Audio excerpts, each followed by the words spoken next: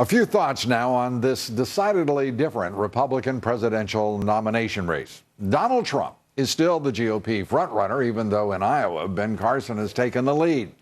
So what does Trump do? Well, he immediately goes on the attack. He raises questions about Carson's energy or lack of it, and even his religion.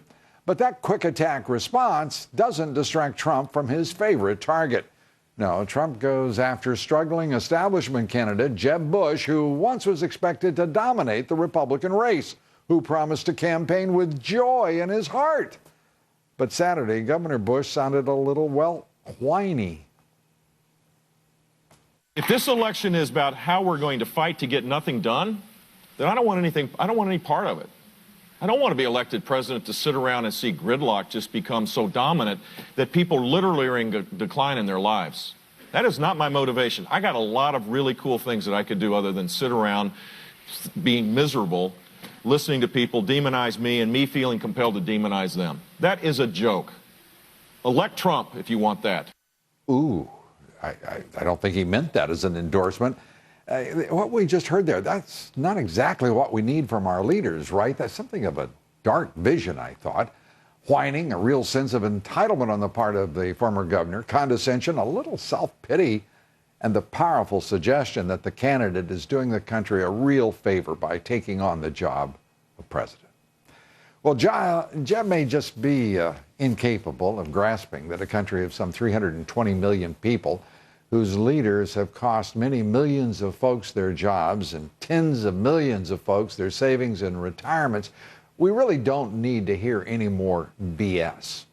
Note to Bush and to Clinton, by the way, your respective gene pools are in effect responsible for much of the mess that afflicts this country right now. And the establishment has owned you both for a very long time. And let me translate what these polls are saying to you, if you would care to listen, and your strategist as well.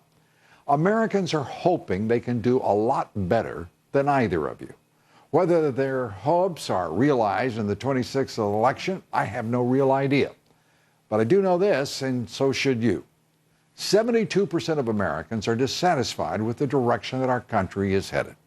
77% of Republican voters prefer an outsider candidate who will change how things are done. Americans are looking for leadership and leaders who inspire and who won't sell out in their first presidential sit-down with the Chamber of Commerce, the Business Roundtable, and all the other K Street lobbyists.